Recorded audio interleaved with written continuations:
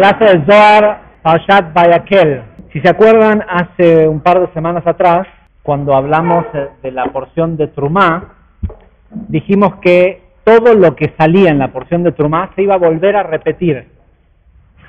Bueno, esta es la porción, así que si quieren escuchen el tape de Trumá. Vayakhel es la porción que repite otra vez toda la construcción del Mishkan. Sin embargo, como lo dijimos en la clase de Trumá, a diferencia de aquella para allá, esta ocurre inmediatamente después del becerro de oro. O sea, la diferencia que hay entre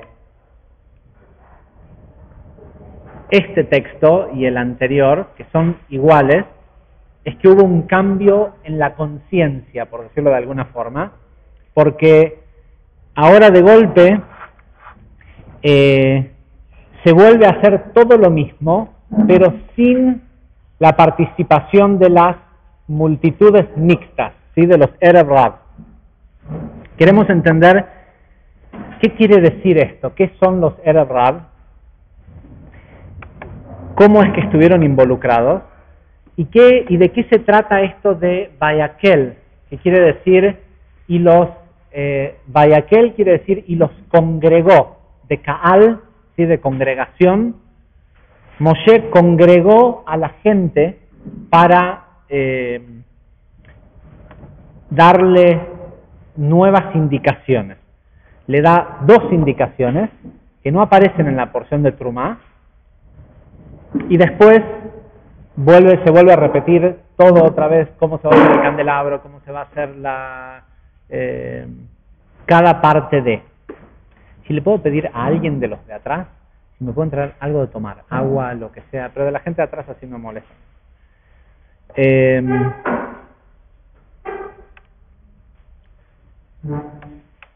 Y todo esto ocurre después del famoso episodio del Het Haegel, el pecado del becerro.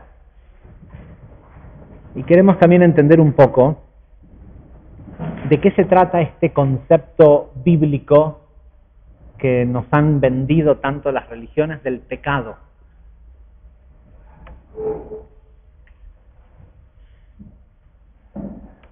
Vamos a empezar leyendo una sección del Ari.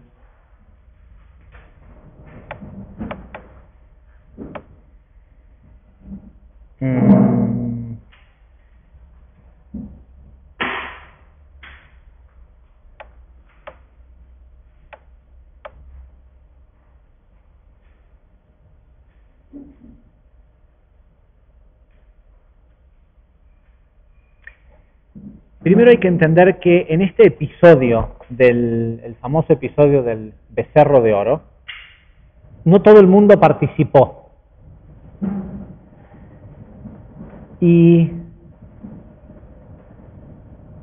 de alguna forma, el Zohar nos lo explica en varias ocasiones, este famoso pecado del becerro de oro es una repetición o una oportunidad fallida de corregir el pecado original. El hombre inicial, Adam Rishon, no esperó el tiempo suficiente, no esperó 6 horas, el tiempo suficiente para conectar con las sefirot del conocimiento, gracias, con las sefirot del conocimiento, con Keter, Jochma y Binah, que es lo que nos explica el Zohar, se conocen como el árbol del conocimiento del bien y el mal.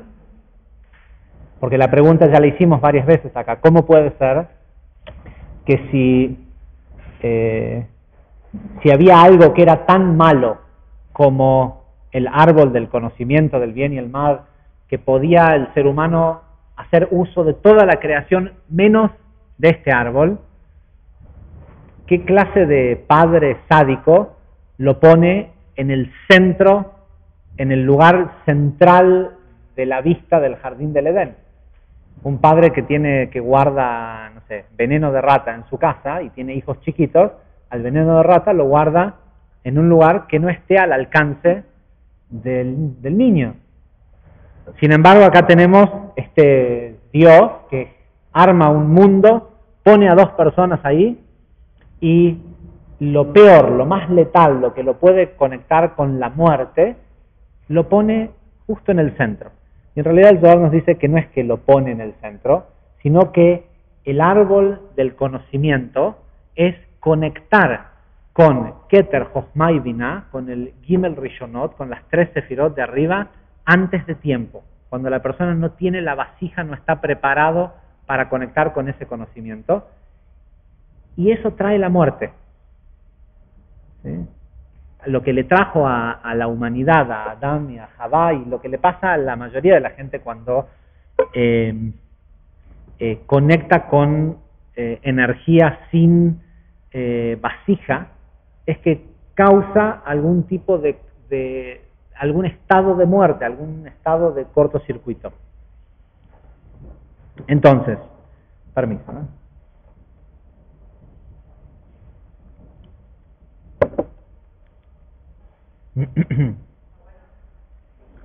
Muy bueno.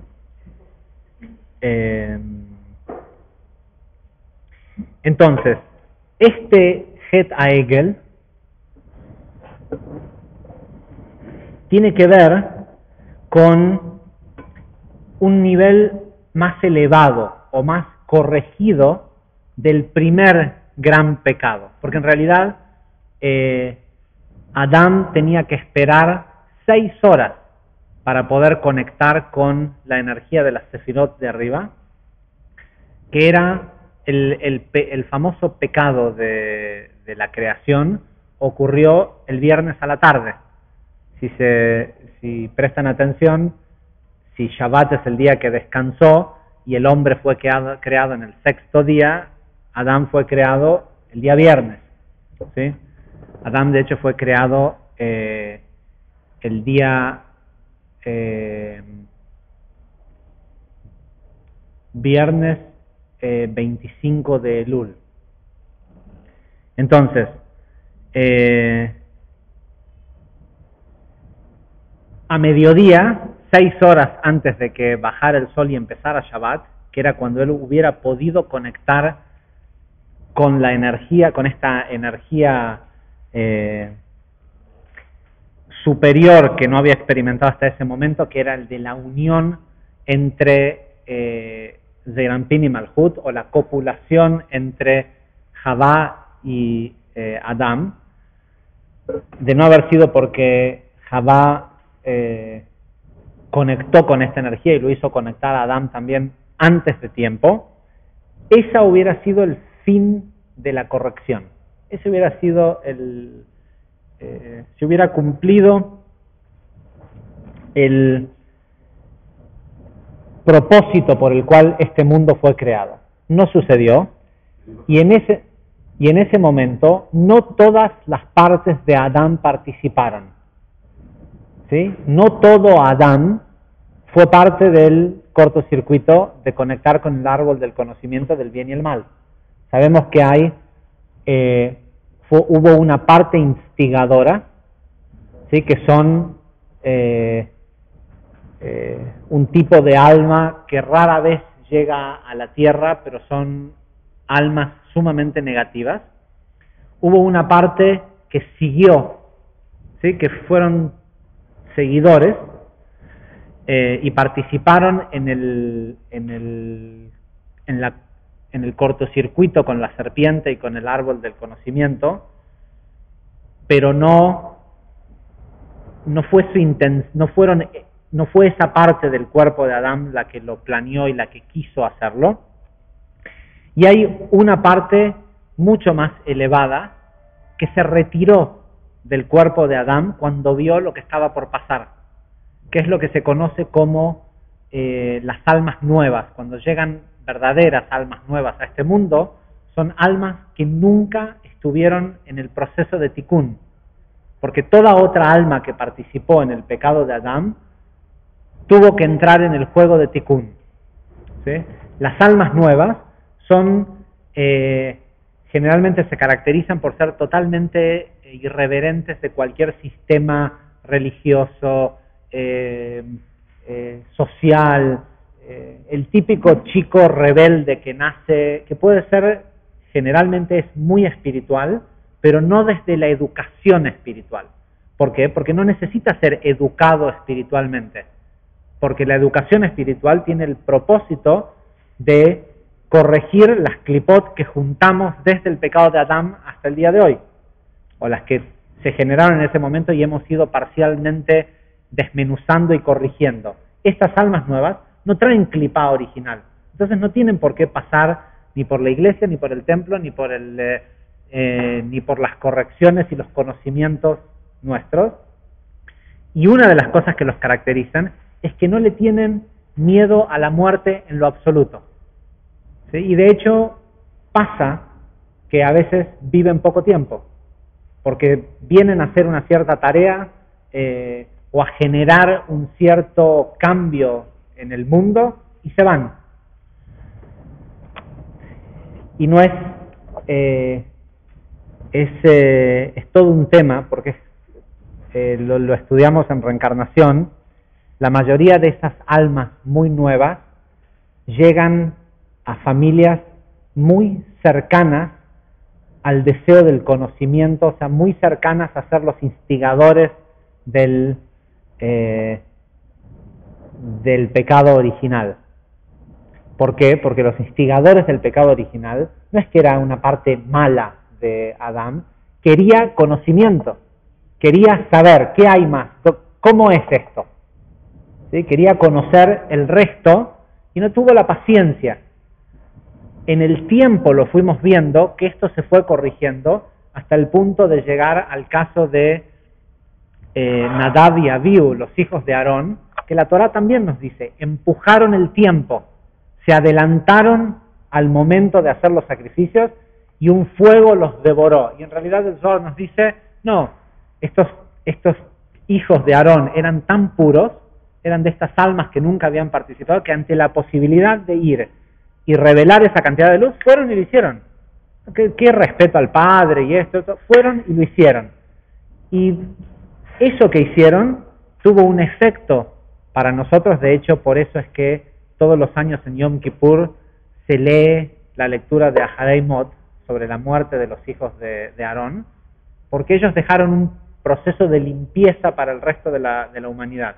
Sin embargo, ellos vinieron y eran muy jovencitos, tenían creo que menos de 23 años, y murieron. ¿Y de quiénes eran hijos? De Aarón, que fue responsable por el becerro de oro.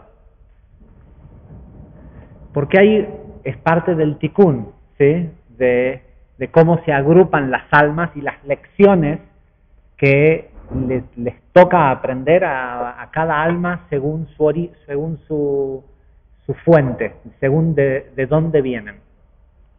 De hecho, parte del ocultamiento de las almas nuevas ocurrió al mismo tiempo que se ocultó el Or Aganus, la famosa luz oculta, que es la que hoy se manifiesta en el mundo como el mal, pero que en realidad sabemos que es luz que no está revelada. Es la luz más pura de la creación, que solo duró 36 horas. Vino ese famoso pecado original, que sabemos que no tiene nada que ver con comer de un árbol, ni una manzana, ni nada por el estilo.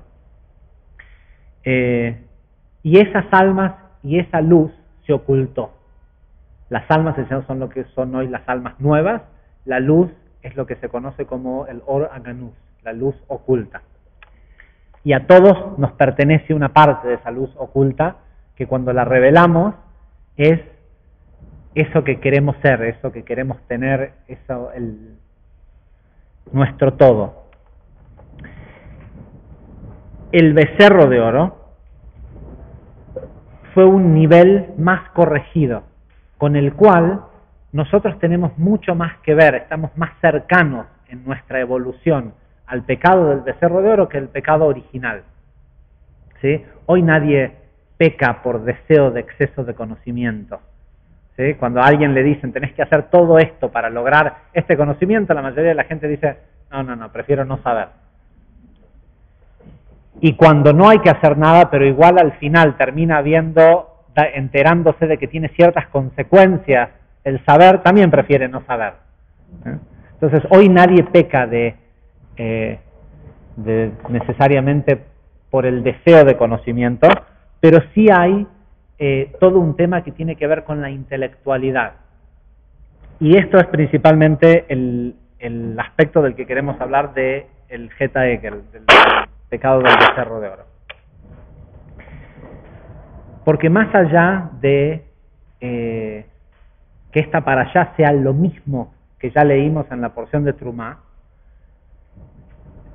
hay una conciencia distinta. Y también nos dice el Zohar, ya no están involucrados los Erev Rab. El Ari empieza diciendo que hay que tener en cuenta el nivel de sabiduría que tenían estos Erev Rab. Dice, primero que nada, dice, la generación de Moshe, la generación del desierto, estaban en el nivel espiritual de Yesod de Abba, de Yesod de Jochma, ¿sí? De la Sefirá de Jochma, lo que vendría a ser prácticamente la luz misma o el pensamiento de la creación. Eso es la energía de Jochma. Y Yesod de Abba, Yesod de Jochma, es el nivel de interconexión con esa energía. Es decir, esta gente había llegado, después de la revelación en el monte Sinai, habían llegado al nivel de entendimiento, estaban por encima de la influencia de lo físico, de la muerte, ¿sí? Porque ya lo explicamos en la porción de Yitro, la muerte desapareció de la tierra con la revelación del monte Sinai, con lo cual esta gente, toda esta generación estaba allá arriba y estaba en el nivel de Yesod de Abba, que tiene que ver con interconexión. No es que era algo totalmente intelectual o un plano metafísico. Todo ese conocimiento lo bajaban a la tierra.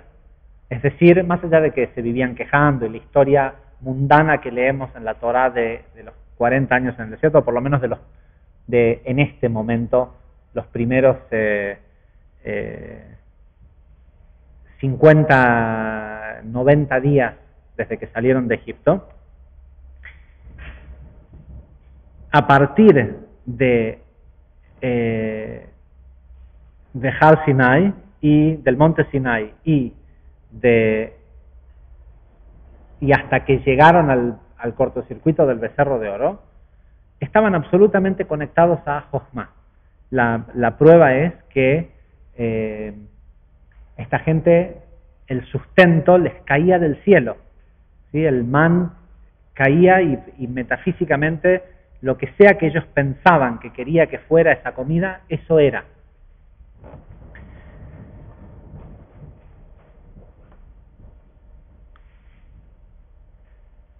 Dice, y como Moshe estaba en ese nivel, en el nivel de Yesod de Abba, ya lo explicamos también anteriormente cuando hablamos sobre los distintos niveles de alma, dijimos que hay dos niveles de alma, que hay uno que solo una persona alcanzó, que es Moshe, y otro que solo el nivel de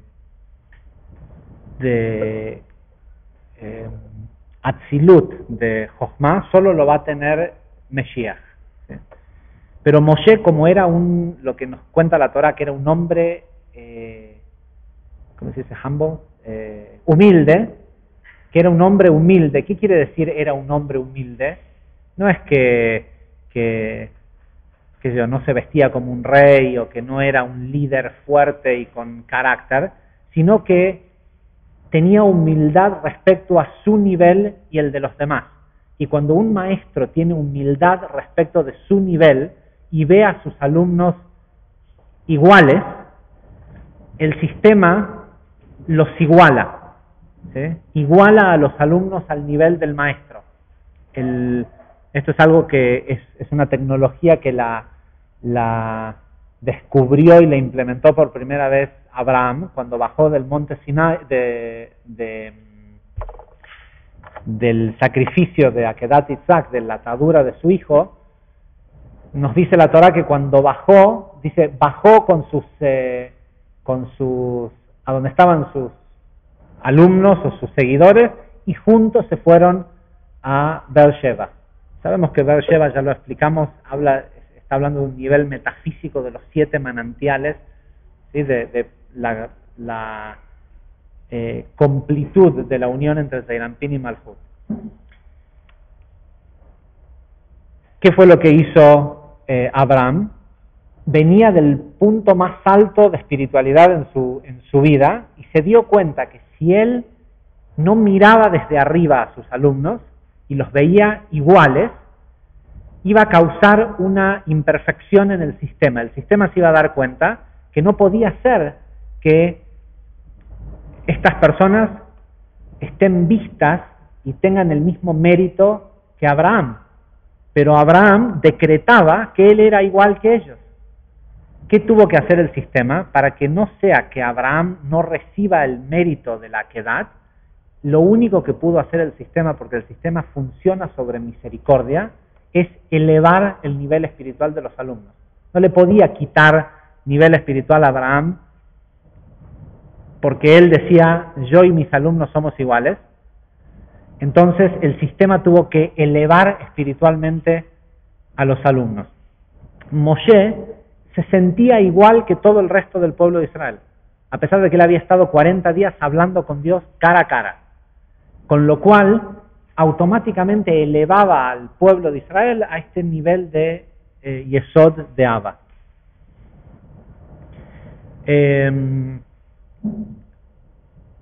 Y lo que nos dice el Ari, dice, tenemos que tener en cuenta que los Erev Rav estaban incluidos, porque Moshe los vio iguales cuando los sacó de Egipto. Dios le dijo que no los lleve de Egipto. Y Moshe dijo, no, los necesito, son para llegar al fin de la corrección, estas almas hacen falta. ¿Qué hace Moshe en el principio de esta porción? ¿Qué quiere decir Vayakel Moshe? Y Moshe los congregó. Tenía 2 propósitos. Uno era volverlos a su nivel, y otra, congregarlos alrededor de él para corregir el hecho de que se habían congregado alrededor de Aarón. Igual nosotros sabemos que Aarón no tenía Aarón no quería hacer un becerro de oro. Lo único que Aarón quería era ganar tiempo. Aarón sabía que Moshe iba a bajar en cualquier momento de la montaña. Entonces dijo, vamos a ganar tiempo. Tráiganme oro y plata tráiganme metales preciosos para hacerles un nuevo Dios. Sí, pero tráiganme el de la joyería de sus mujeres. ¿Sí? No es fácil sacarle a una mujer judía sus joyas. Entonces él calculó que iba a tardar mucho tiempo la gente en volver.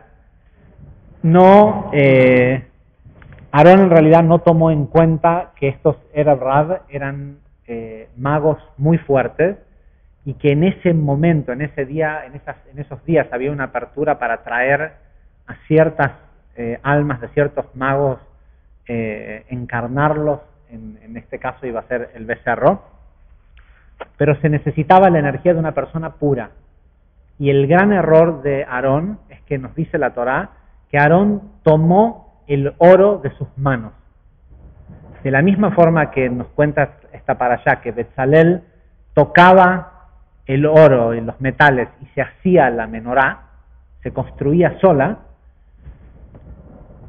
lo mismo sabían estos magos, eran grandes magos que venían de Egipto, que si conectaban el oro a las manos de Aarón directamente, iban a poder generar este becerro y encarnar un alma, el alma de Bilam adentro de este becerro. Y el error que nos dice el Zohar es que la Torah nos dice, Aarón tomó el oro de sus manos. Si Aarón les hubiera dicho, háganme una pila de oro, y él después lo hubiera agarrado, no hubieran podido hacer el becerro. Entonces, el primer nivel de corrección de esta palabra Vayakel, o de esta porción de lo que recibimos la energía de esta semana, es el de devolvernos a congregarnos con la energía de Moshe, ¿sí? De Moshe y de la Torah. Ahora vamos a ir elaborando un poco más qué significa congregarnos otra vez con Moshe. Permiso.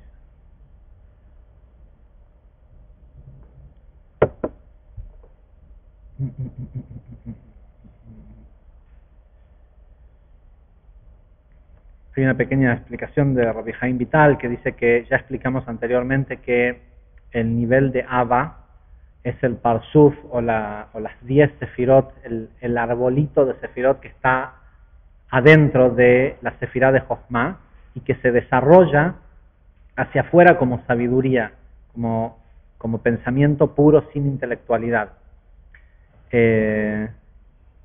Sabemos que la energía de Jochma o esa sabiduría que proviene de Jochma es la sabiduría fundamental del pensamiento de la creación. Por lo tanto,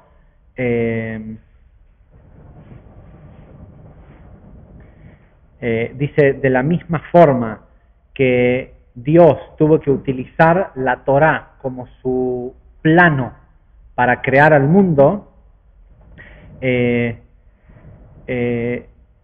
conectar con este, y obviamente está creando una correlación entre la energía de Jochma y la Torá, dice, conectar con el Pasuf de Abba, que es parte de la energía que está disponible esta semana, de esto de Vayakel, de congregarnos otra vez con Moshe,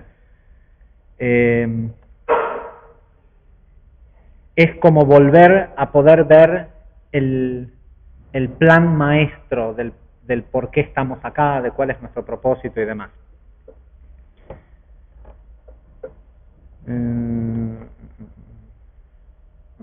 Dice, y dice, no por nada, el nivel de conexión que Moshe tenía con la Sefirá de Jochma es Yesod de Jochma, ¿sí? Yesod de Abba. Y sabemos que la Sefirá de Yesod está conectada tiene que ver con todo lo que es transmisión y conexión, y que en el cuerpo humano representa a los órganos genitales masculinos, puesto que son los órganos procreadores. En esto tenemos que entender que en el nivel de Jochma, en el nivel de nuestro pensamiento es donde se crea. ¿Sí? Lo que se crea a nuestro alrededor nace del pensamiento.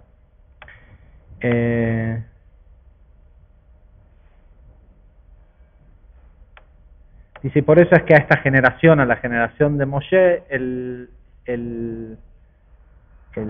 Talmud la conoce como la generación del conocimiento.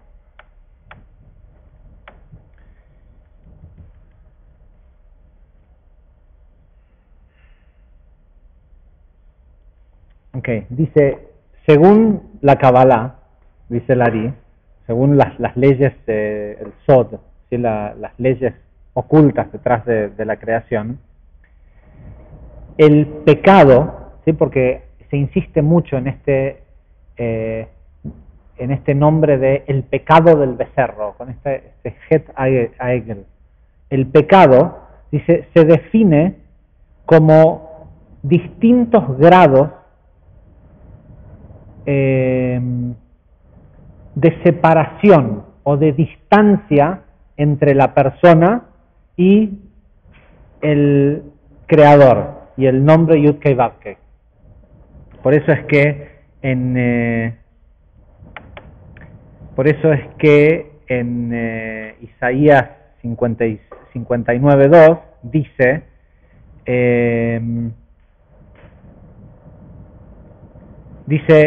tus pecados te han separado del nombre de Dios, de Yud-Ke Vav-Ke, dice, y tus pecados han escondido su cara ante ti, y por eso es que no lo escuchas.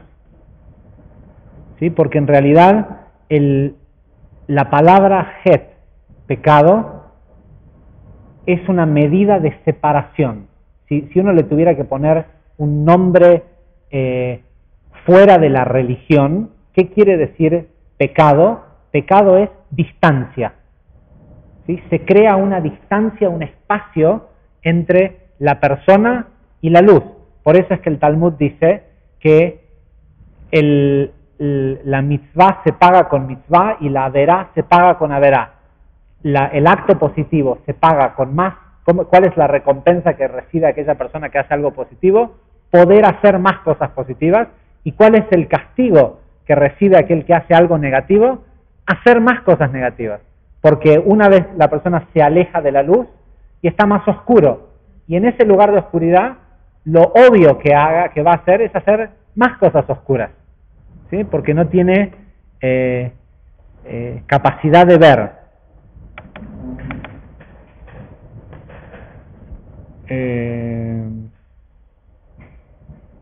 La explicación, la verdad, es larguísima respecto a la conexión que hay entre sabemos que en lo que desencadenó el pecado del Geta Egel es en donde desencadena todo lo que tiene que corregirse desde los mundos del caos, previo a esta creación. ¿En qué termina todo siempre? En cortocircuitos sexuales. ¿Sí? Porque la gran corrección de esta creación, y sobre todo para nosotros en el sexto milenio, está en Yesod. ¿Sí? ¿Por qué le tocó a la generación del desierto la prueba del Geta Egel, de tener que esperar otra vez estas 6 horas? Podría haber ocurrido en cualquier otro momento en la historia que se diera que iba a haber una gran revelación de luz, como iba a ser Moshe bajando con las tablas originales de la creación, de las tablas originales de la ley, y que tuvieran que tener esta paciencia extra de esperar estas 6 horas. Podría haber ocurrido en cualquier otro momento de la historia. ¿Por qué ocurrió ahí? Porque había la oportunidad de corregir el nivel de Yesod, porque ahí es donde estaba la conciencia de ellos, de lo más alto, de Jochma, desde el principio de la creación. Como no lo hicieron, ¿en qué terminó lo del Geta Egel? En una gran orgía. ¿Sí? Lo que terminó sucediendo en el campamento es que terminó en violencia, gente peleando y en un gran, básicamente una gran orgía. Eso no salió en la película de los 10 mandamientos, ¿no?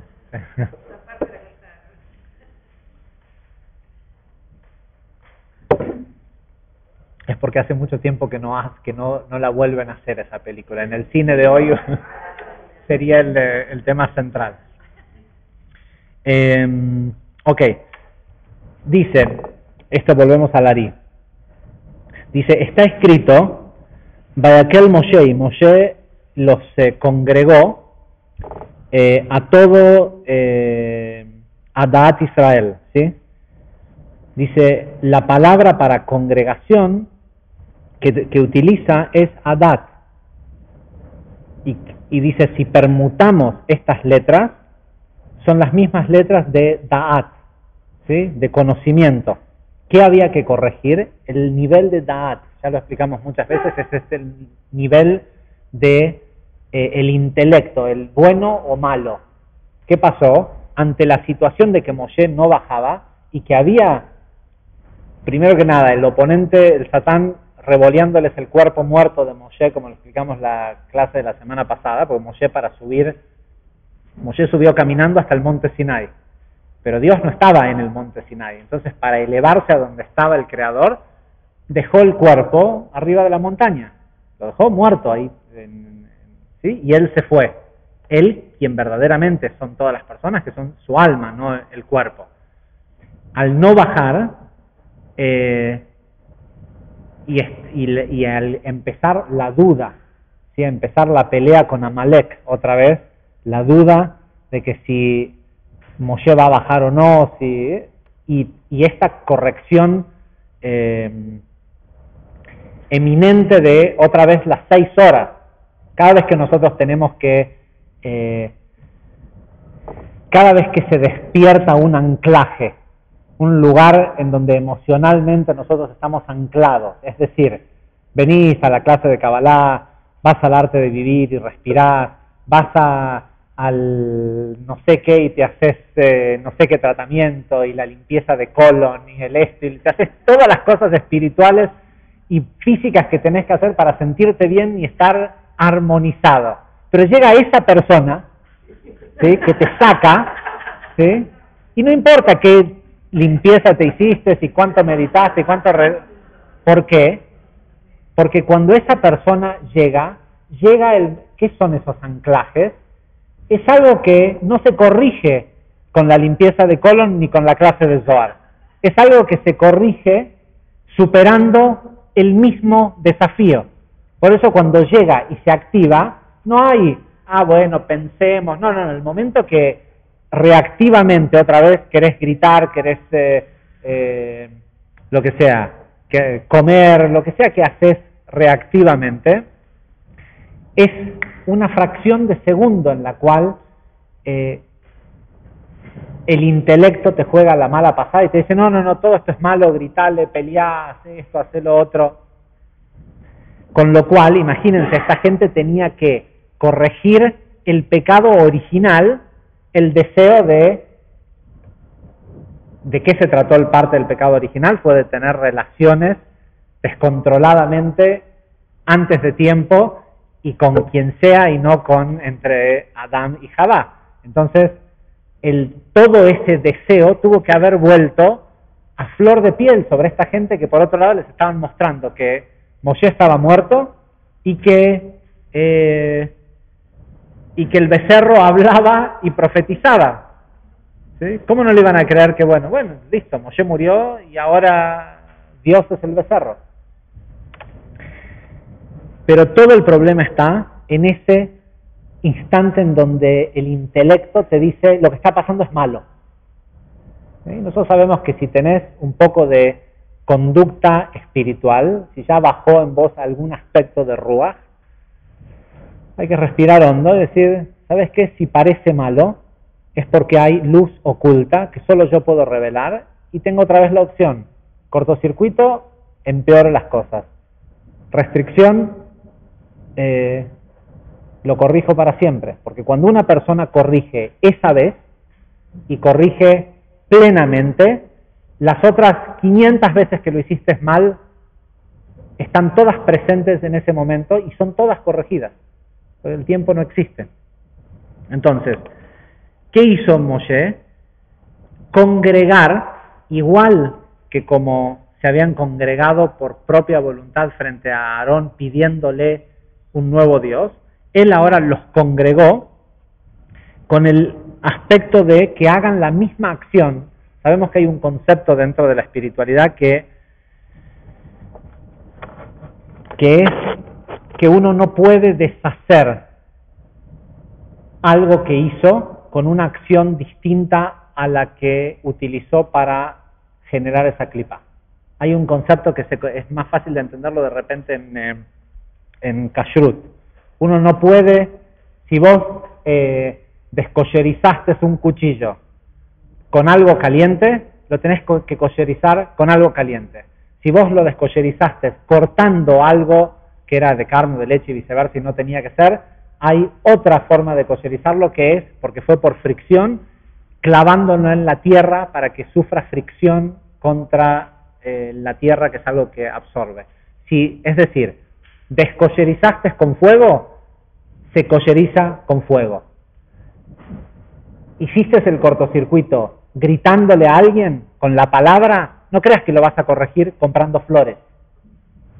Por ahí vas a lograr que te perdonen, pero no que se corrijan.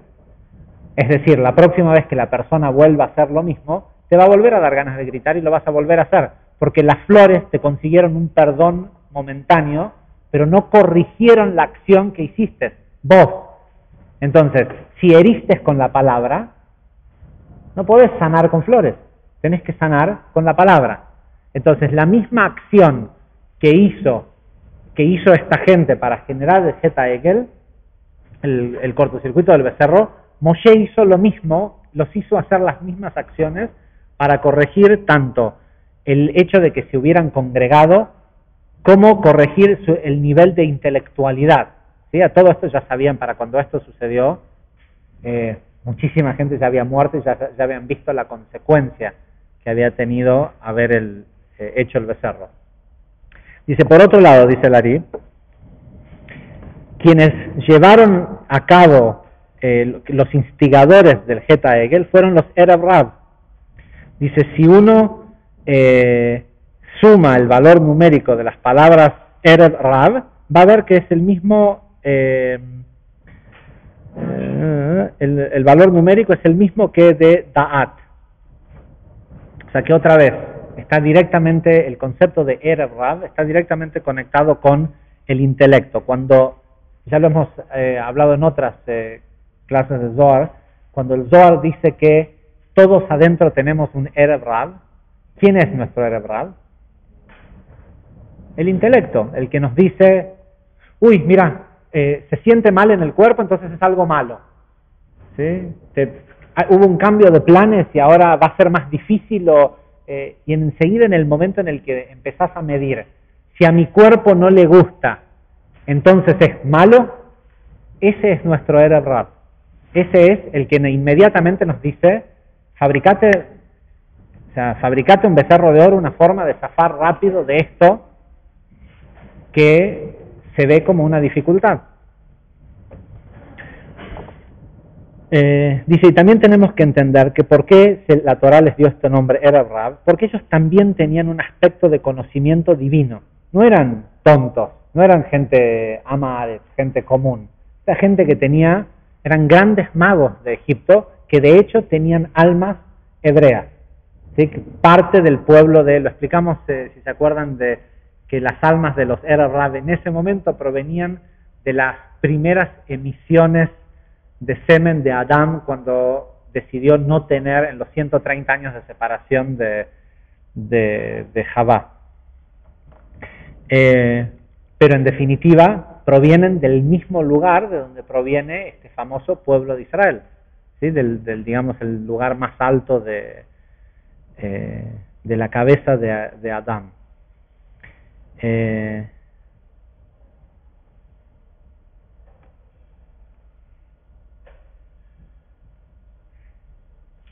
Bueno, dice, y porque ellos también lo que hicieron fue congregarse alrededor de Aarón, ahora una de las formas de corregirlo era congregarse alrededor de Moshe.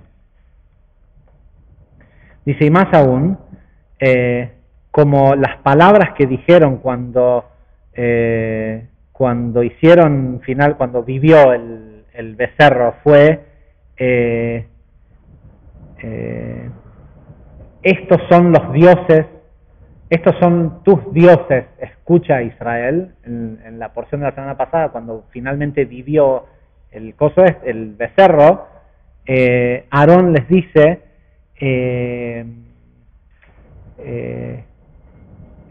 Elea Elohim, a ver si lo encuentro rápido, le dice, estos son los dioses, y por eso dice la parashá esta semana, empieza diciendo,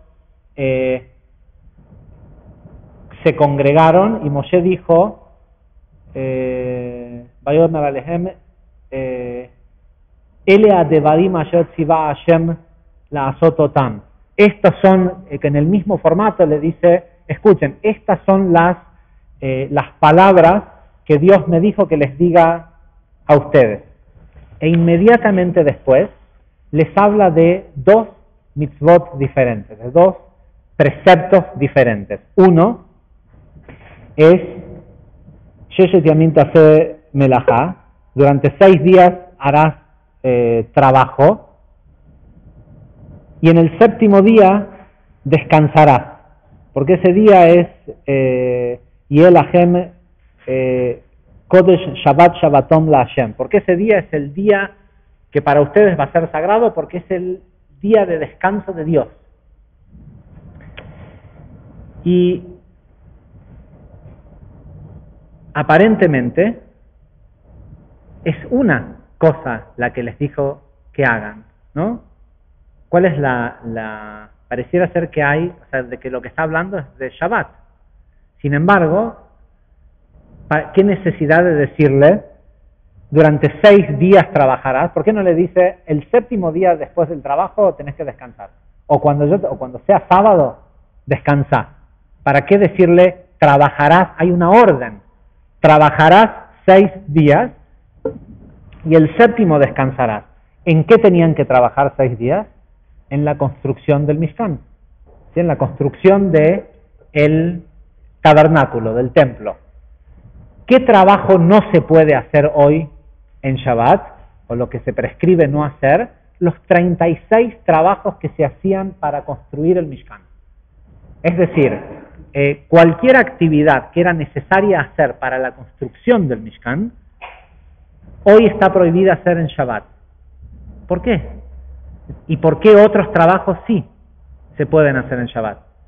¿Por qué, no sé, coser algo que no requiere mayor, ¿sí? Coser un botón está prohibido, sin embargo, caminar 40 cuadras para ir a la sinagoga en Shabbat no está prohibido. ¿Qué es más trabajo? ¿Sí? Sin embargo, es lo que se hacía para construir el Mishkan en los 6 días de la semana, son para los 6 días de la semana, Limot HaChol, para los días de la semana, y en Shabbat lo que no se puede hacer es exactamente eso que se hacía para construir el Mishkan.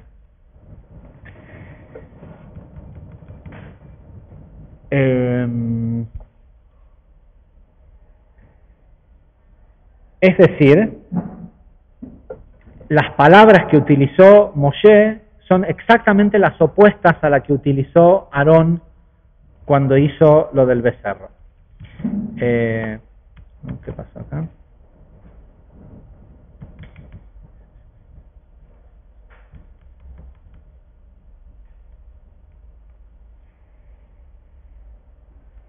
Y sí, el propósito obviamente de esto era rectificar aquello que se había hecho mal.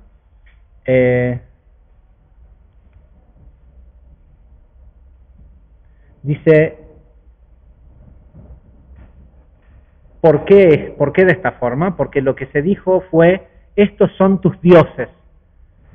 Dice, y siendo que aquel que le sirve a otros dioses es considerado como, a ver si se entiende, esta frase que dijo Moshe cuando dijo, estas son los preceptos que me dijo Dios que les diga, y les dio solo 2, no es que les contó un montón, solo 2, tenía como propósito corregir la idolatría que ellos habían hecho en el momento del becerro de oro. Dice, ¿por qué? Dice, porque siendo que aquel que idolatra otros dioses es como que, ¿cuál es la traducción? Es como que niega a toda la Torá, ¿sí? Aquel que cumple estos dos preceptos es como si hiciera y cumpliera con toda la Torá. Estamos embromados. ¿Por qué? Porque hoy no hay un Mishkan para construir. Entonces, si haces estos 2 preceptos, es como si hicieras todo. Si pudiéramos estar haciendo esto, tal vez no tendríamos que hacer nada más, según lo que nos dice el Ari. Sin embargo, hay una contraposición. Unos días se pueden hacer unas cosas, y otros días no se puede, o otro día no se puede. Entonces, dice,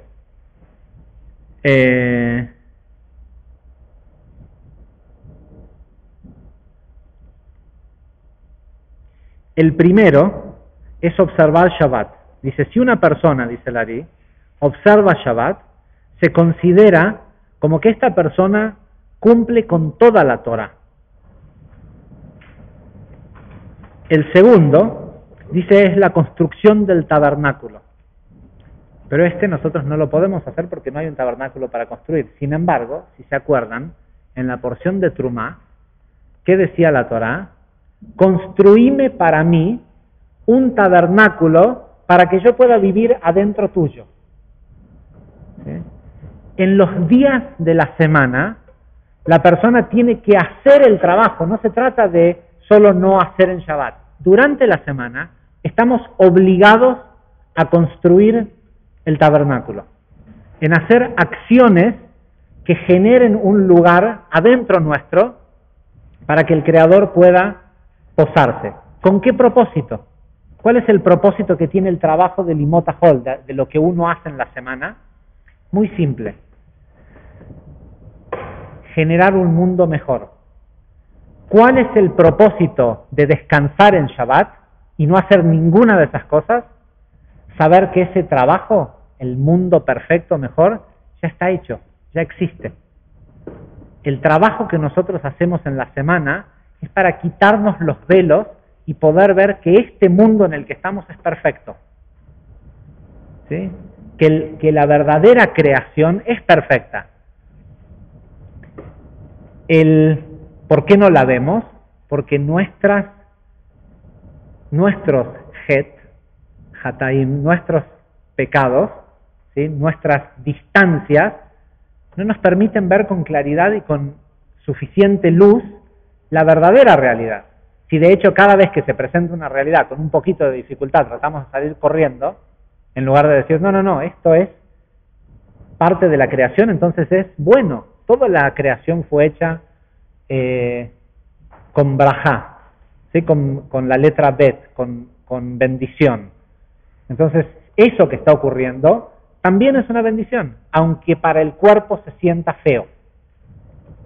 El propósito de Shabbat es poder irse para atrás y decir, ok, yo hice un trato que durante 6.000 años iba a ayudar, como los que estuvieron en la clase como terminó la clase de Ser y Vivir Libres de hoy, la famosa pregunta, ¿sí? Dios creó el mundo con 10 dichos, ¿sí? Hágase la luz, que surjan plantas, las semillas broten en la tierra, esto, lo otro.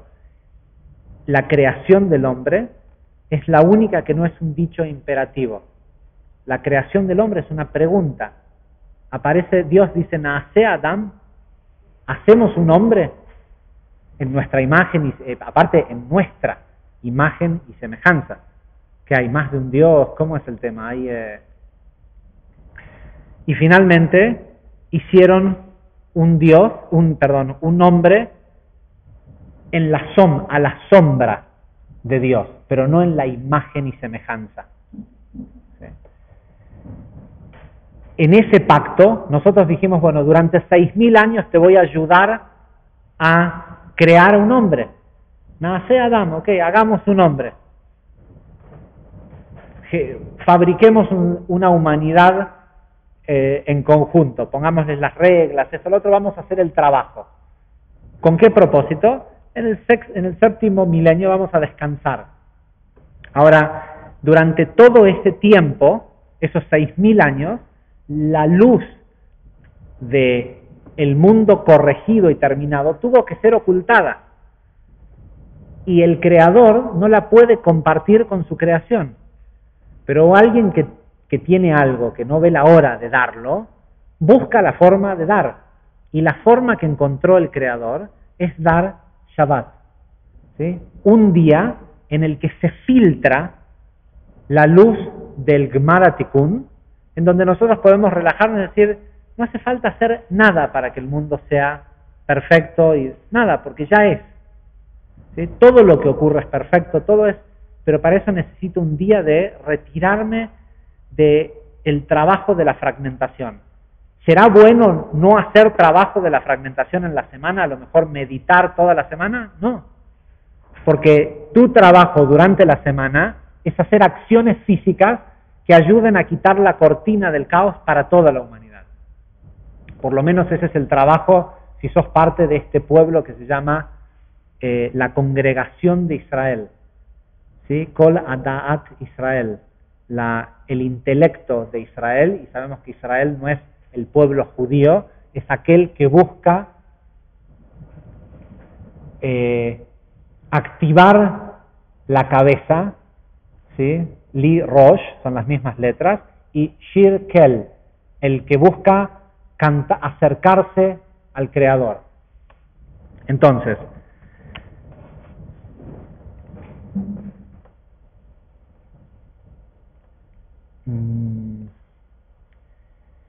estoy viendo la hora, no sé si llegamos, hay una pequeña sección del Zohar que también está muy buena, pero bueno, vamos a, ahora vemos si llegamos a otra sección del Zohar que está buena. Evidentemente, hubieron dos cosas principales que corregir del aspecto de conectar con el becerro de oro, que todos nosotros conectamos con él, porque todos nosotros estuvimos ahí. Algunos más o menos, las mujeres menos. Y por eso, donde sea que hay clases de espiritualidad, siempre hay más mujeres que hombres.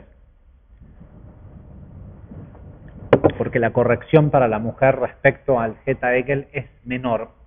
Porque dice que los hombres tuvieron que arrancarle los aros, la joyería a las mujeres, porque las mujeres no la querían dar. Y vamos a suponer que no la querían dar porque sabían que era para algo negativo y no porque...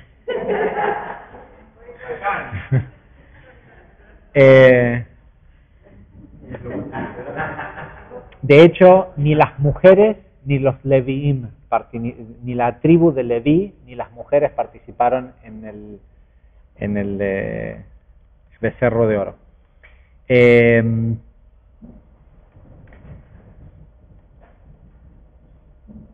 Por eso, y si se ponen a ver, decía que había dos cosas principales que corregir.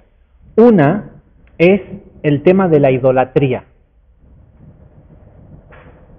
que ya lo explicamos muchas veces.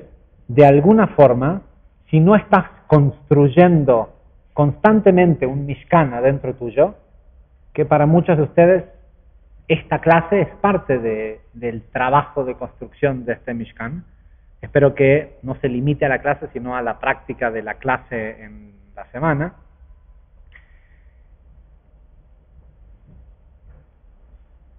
Y por otro lado, hay que corregir la creación del Mishkan y después ir a que te paguen, que es Shabbat. Hay una sección interesante en la midad de Shaharit de Shabbat, todos los sábados a la mañana, en el rezo que es, digamos, la conexión más importante de Shaharit. Hay una frase que decimos, dice que Moshe que recibió de Dios las tablas de la ley, dice Lujot Abanim Veorit Baem Vekatuv Baem Shmirat Shabbat, y que está escrito en ellas, cuidarás Shabbat tal como está escrito en la Torah. Y en realidad las tablas de la ley que había recibido Moshe tenían muchas cosas más escritas. Dice, tendría que decir las tablas que recibió Moshe, en donde había 10 mandamientos, o donde uno de los 10 mandamientos, pero dice exclusivamente las dos tablas que recibió Moshe, que de hecho, si recibió dos, Shnei Lujot Abanim, el precepto de cuidar el Shabbat estaba escrita en solo una. ¿Sí? Si las primeras 5 dichos, Aseret HaDibrot, las primeras 5 estaban en una tabla, entonces solo en una estaba el cuarto precepto, que era cuidar el Shabbat. Sin embargo, dice 2 tablas de la ley en donde estaba escrito cuidarás Shabbat. Dice el Midrash que esto se refiere a las primeras tablas de la ley después de que se rompieron. Porque la razón por la cual en la porción pasada a Moshe se le caen las tablas y se rompen, es porque las tablas pesaban toneladas, eran gigantes y eran extremadamente pesadas, y lo único que las mantenía livianas eran las letras de los Aseret Dibrot, de las 10 enunciados. En el momento que las tablas entraron en contacto con la energía del pueblo y esta gran orgía, las letras se fueron y Moshe no las pudo sostener más y se cayeron y se rompieron. Las tablas viejas también estaban en el Mishkan. ¿Sí? El Mishkan era para poner las tablas de la ley y eventualmente también la primer Torah que escribió Moshe. Ahora, en ese Mishkan estaban las tablas nuevas y las viejas. ¿Para qué conservar las viejas? Porque en las viejas estaba escrito, cuidará Shabbat, ¿sí? El de Zahot, Yom Shabbat, el cuarto enunciado. ¿Por qué no se fueron esas letras? ¿Por qué todo lo demás, los otros 9 enunciados se fueron y Shabbat se quedó? Porque Shabbat es un regalo. Shabbat no es una obligación. Es un regalo porque es la luz del Gmar Tikkun que brilla todos los sábados, todos los viernes a la noche y sábado sobre la tierra, para aquellos que quieran conectar con esa energía. Y un regalo no se quita. Cuando uno le regala algo a alguien, no se pide que te lo devuelvan. ¿Sí? Con lo cual, el Creador no se podía llevar el cuarto precepto de las tablas y es por eso que las conservaron. Porque sí estaba escrito en ellas el tema de Shabbat. Ahora, ese es un tema que hubo que corregir, el tema de Shabbat y de construir un Mishkan. El otro es congregarse. Y Moshe congregó a la gente. El concepto de la asociación ilícita como, entre comillas, pecado o como crimen por sí mismo, proviene de la Torah. ¿Sí? Pónganse a pensar, es totalmente ridículo que se juntaron 5 o 6 personas para hacer un crimen. Ahora, se lo juzga por el crimen, pero ¿por qué si lo hicieron entre 4 o 5? Porque a lo mejor hacían falta varias personas para efectuar, por ahí no era un crimen que se podía hacer solo. Bueno, congregarse a planear y juntar y hacer ese crimen, asociarse para un ilícito, es en sí un crimen. ¿Sí? Esto lo reconoce el Código Penal de la mayoría de los países del mundo. La asociación ilícita no es que es un agravante al delito, es un delito en sí. Si no hubieran podido cometer el delito, pero sí existe la asociación ilícita, también es penado. ¿Por qué? Porque juntarse para, entre comillas, hacer idolatría quiere decir despegarse de la luz, es complicado. Y esto tiene mucho que ver con para qué nos juntamos. O sea, llevado a la práctica, es para qué nos juntamos. Según nos dice el Zohar, cada vez que se juntan más de 3 hombres, si no hablan de Torah, algo de espiritualidad, un poquito. ¿Sí? Dice 3 hombres, por lo menos 3 palabras de espiritualidad. Dice, cuando 3 hombres están juntos o más y se hablan 3 palabras de Torah, dice la Shejinah se posa sobre ellos.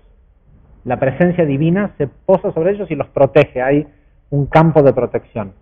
Cuando no, dice, el ángel de la muerte viene a ver qué puede juzgar. Más aún, y esto es importante sobre todo para esta congregación, más aún, dice el Zohar, cuando las mujeres se juntan. Está escrito en el Zohar y es sabido que hasta que no construyeron el Mishkan, el juicio que trajo el Geta Egel hizo que el ángel de la muerte permaneciera en el campamento hasta que se activó el Mishkan. Por eso nos dice el Zohar, antiguamente, ¿por qué? Porque una vez que un juicio se ejecuta que conlleva la muerte de alguien, literalmente dice el Zohar, el ángel de la muerte se queda entre las mujeres.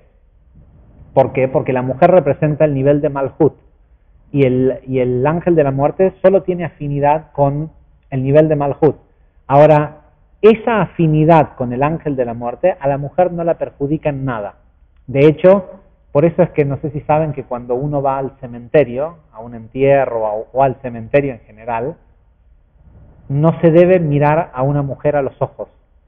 Por eso van a ver que cuando se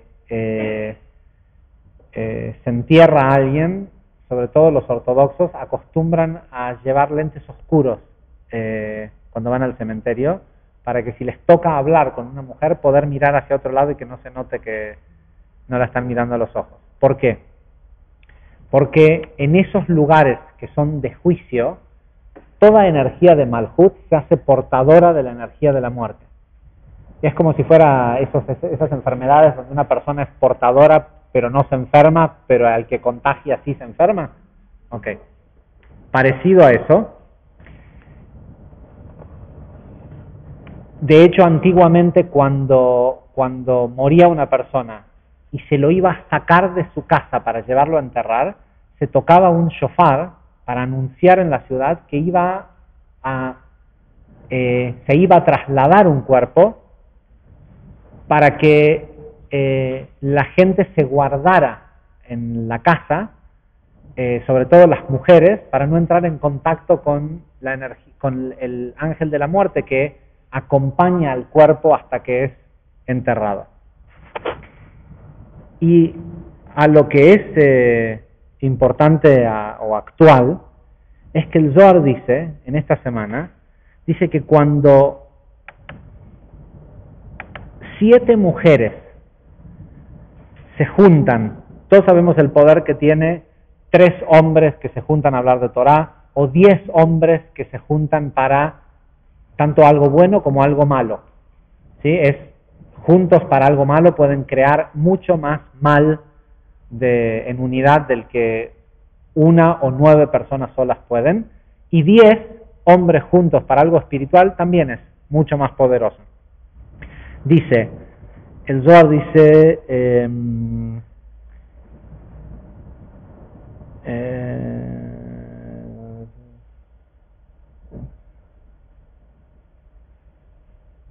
dice, la mayoría de la gente no muere antes de tiempo. ¿Sí? Es decir, la mayoría de la gente muere cuando tiene que morir. Pero esto está queriéndonos decir que hay gente que sí muere antes de tiempo. Dice, excepto aquellos que no conocen cómo protegerse a sí mismos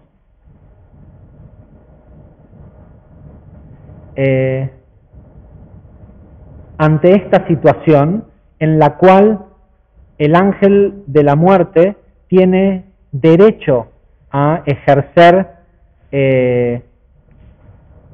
su actividad, ¿sí? El matar, con quien sea. Y esto es cuando una persona entra en su casa, que es el cementerio. ¿Se entiende? O sea, yo acá afuera, en la calle, tengo que seguir las reglas de la moral y las buenas costumbres y lo que sea. Pero en mi casa hago lo que quiero. Cuando una persona entra en el cementerio, entra en la casa del ángel de la muerte. Dice, y en ese lugar, él puede hacer lo que quiera. Dice, ¿y por qué se dice está con las mujeres? ¿Por qué se dice que el ángel de la muerte está entre las mujeres?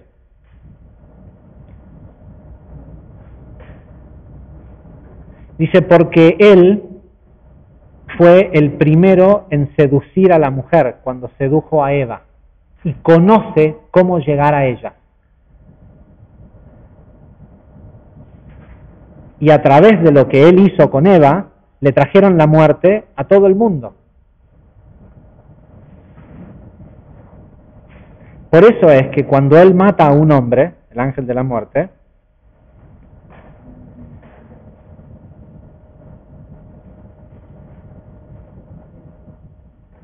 dice, por eso es que cuando él mata a un hombre y los hombres están ahí con la muerte, el ángel de la muerte viene mezclado entre las mujeres. ¿Sí? Está como, de hecho está adentro de, ¿sí? Viene mezclado entre las mujeres en el camino hacia el cementerio. Y cuando llega al lugar en donde él tiene permiso a hacer lo que sea que él quiera hacer, ¿sí? Que es del lado de las puertas de adentro del cementerio, mira a las caras de la gente que están en el cementerio, desde el momento en el que sacan a su muerto de la casa y lo llevan a enterrar, y hasta cuando regresan a su casa. Y por eso, y así es como lo hace, él va mirando a través de las mujeres a las caras de los hombres. Aquel que hace contacto con esa mirada, él tiene derecho a llevar de ese alma, ¿sí? No quiere decir que la persona va a caer muerta ahí en ese momento, pero le genera un juicio que puede generar que la persona muera antes de tiempo.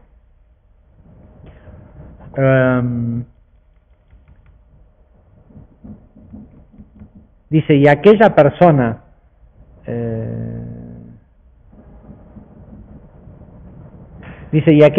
persona que se expuso a ese juicio es juzgado por sus ofensas antes de que tenga posibilidad de corregirlas, porque esta persona no debería ser juzgado por las ofensas que ha hecho hasta Rosh Hashanah, donde hay todo un sistema de protección, pero como es juzgado antes de tiempo, también muere antes de tiempo. Dice, esto es lo mismo que ocurre cuando las mujeres se juntan, y sabemos que cuando hay por lo menos 7 mujeres hablando, el ángel de la muerte tiene derecho a venir a juzgar. Y cuando hay más de 10 mujeres hablando, tiene derecho a matar. ¿Sí? Con lo cual, de lo que realmente qué es lo que ocurre, sí, siempre me imagino el grupito de 10 mujeres que se sientan 2 horas y media a hablar mal de Dios y medio mundo, y después durante 15 minutos dicen, ¿vos viste cómo está el mundo? ¿Vos viste el caos y las muertes y el coso? ¿Cómo puede ser?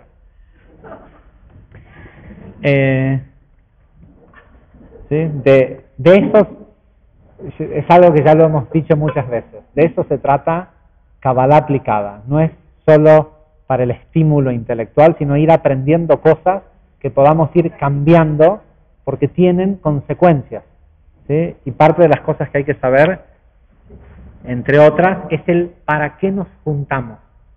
¿Sí? No importa que te juntes a jugar al fútbol, ¿sí? No es que es algo malo, no es que estás reuniendo gente para hacer algo ilícito y algo malo, pero me echa un poquito de espiritualidad en medio. Sí, 3 palabras. 3 palabras. ¿Sí? Uy, si supieras lo buena que estuvo la clase del Zohar. Aunque sea eso, no sé, qué sé yo. Algo que despierte algo de espiritualidad. Porque el propósito de el trabajo de los 6 días de la semana es mover las fronteras de la Kedushá, mover las fronteras de la espiritualidad o de la santidad.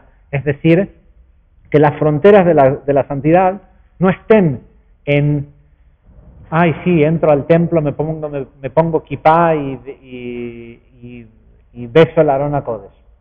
¿Sí? Que la espiritualidad empiece a estar en el partido de fútbol, en la reunión con tus amigos, en sentarse a ver una película y comer pizza con Coca-Cola, ¿sí? Que te da tremendo placer o lo que sea que a vos te da tu momento de ocio. Hasta en ese momento uno puede mover las fronteras de la espiritualidad, ¿sí? Podés a lo mejor decir una baraja antes de comer la pizza y la Coca-Cola, podés decir, cuánto placer, sino reconocer de dónde viene, ¿sí? Esa luz es la luz del Creador y no simplemente yo en un momento de ocio. Es más, en la persona que es realmente espiritual puede hacer esto de estar comiendo la pizza y viendo la película y tomando Coca-Cola, pensando en que si no fuera por él, que es un canal para esto, en los mundos de Atzilut, a donde él también es parte, ni conocerían lo que es ver una película un domingo tomando coca y comiendo pizza. ¿Sí? La acción es la misma. La acción al final es la misma. Es eso y es ir a jugar al fútbol y lo que sea, pero la intención es distinta. Si estoy yendo a jugar al fútbol y estoy pensando, ¿sabes qué? Hoy voy a ver si puedo decirle a los chicos de fútbol si vienen el miércoles a escuchar el curso de Ser y Vivir Libres.